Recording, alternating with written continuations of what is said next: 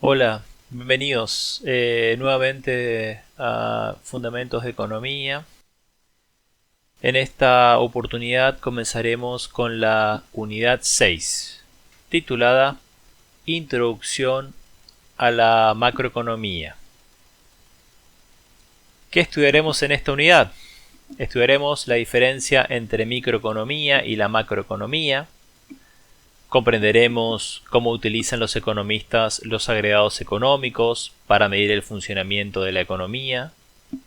Conoceremos también qué es el Producto Bruto Interno o PBI y los tres métodos para su cálculo.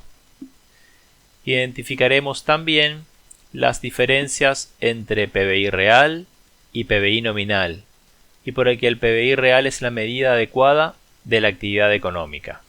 Comencemos. La macroeconomía es una rama de la economía que se focaliza en el estudio de agregados económicos. La macroeconomía tiene un surgimiento, podría decirse reciente, en la economía y se consolidó en la década del 30 del siglo pasado, durante la Gran Depresión económica que hubo en Estados Unidos. Hasta ese momento, la microeconomía era, por así decirlo, la rama predominante que existía en la economía y se sabía con bastante certeza y se había modelado cómo las empresas realizaban la optimización de sus procesos productivos para la maximización de ganancias y lo relacionado a la asignación eficiente de recursos, pero todavía no se sabía con claridad cómo se combinaban todas esas empresas a nivel microeconómico para constituir el agregado macroeconómico. Entonces, a partir de la Gran Depresión, los economistas se dieron cuenta que tenían que entender la naturaleza de la catástrofe que estaba sacudiendo a Estados Unidos en ese momento y también a otros países del mundo. Entonces intentaron buscar la manera de encontrar una salida a la crisis que estaban atravesando y también de no tratar de repetir nuevamente los errores de política económica que habían llevado a esa Gran Depresión.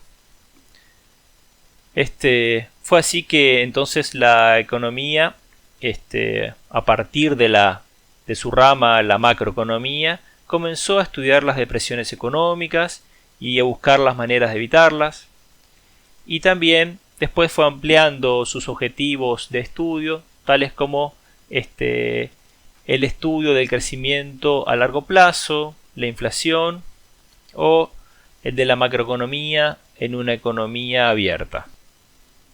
¿Cuál es la diferencia que existe entre la macroeconomía y la microeconomía? La característica principal es que, como habíamos mencionado recién, la macroeconomía se estudia el comportamiento del conjunto de la economía a través del análisis de variables agregadas. Las variables agregadas son aquellas variables que se componen de una o más variables y que podríamos decir que resumen un aspecto o una característica de la economía en su conjunto. Podría ser el crecimiento de la economía, el desempleo o la inflación. Estas son variables agregadas que veremos más adelante. Y por otro lado, la microeconomía se centra en el estudio del comportamiento y de la toma de decisiones de los agentes económicos en que realizan estos en forma individual, sean las familias o sean las empresas. ¿Cuáles son los tipos de preguntas que se realizan frecuentemente en macroeconomía, a diferencia de microeconomía? Veamos qué nos dice y nos da como ejemplo la tabla 10.1 del libro de Paul Krugman. Entre las preguntas microeconómicas tenemos a ¿debería ir a la universidad o empezar a trabajar ya? Claramente, fíjense que esta es una decisión que se toma en el ámbito individual. Es una decisión que estaría tomando quizás uno de ustedes, de los estudiantes que tenemos actualmente en Fundamentos de Economía. A la hora de comenzar a estudiar la universidad, también habrán pensado, ¿no debería comenzar a trabajar? Entre las preguntas macroeconómicas, tendríamos, ¿cuánta gente está empleada este año en el conjunto de la economía? Otra pregunta sería, ¿qué factores determinan el salario que el nuevo Banco del Chaco le ha ofrecido a Juan Gómez, que acaba de obtener su MBA? Esa sería una pregunta microeconómica. En el aspecto macroeconómico podría decir, ¿qué factores determinan los niveles medios de salarios que se pagan a los trabajadores en un año determinado? Y ahora notarán la diferencia entonces que existe entre ambas corrientes. La microeconomía estudia a unidades de tomas de decisión, sean familias o sean empresas, y la macroeconomía hace preguntas o estudia fenómenos que comprenderían a toda la economía en su conjunto. Los especialistas en macroeconomía generalmente se preocupan mucho más por cuestiones políticas en relación a los especialistas en microeconomía, porque consideran o estudian qué debería hacer el gobierno para que funcione mejor la economía. Y este enfoque se debe básicamente a la historia y a lo que ocurrió en la depresión de la década del 30. Hasta la década del 30 del siglo pasado, se creía en la teoría de la autorregulación, la mano invisible. En este caso, el gobierno no interfería en la economía y toda oferta creaba su propia demanda. En ese caso, los mercados se autorregulaban y llegaban a un equilibrio y se maximizaban los excedentes de los productores y de los consumidores. Ahora, a partir de la Gran Depresión del 30, los economistas notaron que el mercado estaba fallando.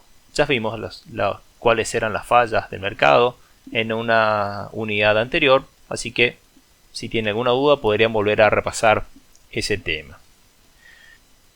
Entonces, John Maynard Keynes presentó en 1936 su libro Teoría General del Empleo, el Interés y el Dinero, el cual fue un libro que transformó a la macroeconomía. Y entonces Keynes sostenía en su libro que una intervención del gobierno ante una situación de crisis o depresión económica, mediante la aplicación de la política monetaria o de la política fiscal, podría llegar a corregir esas fallas del mercado que conducían a esa situación que no era socialmente deseable. Keynes entonces propone dos herramientas para que el gobierno pueda ayudar a una economía que está deprimida. Propone por un lado la política fiscal y por otro lado la política monetaria. En el caso de la política fiscal, esta utiliza los cambios en el gasto público y en los impuestos para influir en el gasto agregado. Y por otro lado propone la utilización de la política monetaria, en la cual se realizan variaciones en la cantidad de dinero para modificar la tasa de interés y así variar el gasto agregado. Como ejemplo de política fiscal tenemos al ingreso familiar de emergencia. Esta es una asistencia que brinda el Estado nacional a los trabajadores informales y monotributistas de las primeras categorías. Esta consiste en una transferencia monetaria desde el Estado hacia las familias por un monto de 10.000 pesos. Solamente se puede obtener un solo IFE por hogar. Luego, como ejemplo de política monetaria, tenemos a una disposición del Banco Central. Veamos el título. El Banco Central pondrá un límite del 55% a la tasa de interés de las tarjetas de crédito. La medida fue acompañada con la reducción de 4 puntos de la tasa de política monetaria que el Central instrumenta a través de las letras liquidez LELIQ, que pasó del 44 al 40% anual. Esta es una de las tantas medidas que ha ido aplicando el gobierno nacional en materia de política monetaria. Para más información, si ustedes quieren ver cuál es el lineamiento que va a seguir el Banco Central durante estos años, pueden consultar la página del Banco Central, que está listada al pie de la diapositiva. Esto ha sido todo por hoy. Nos encontramos en el aula virtual. Chau.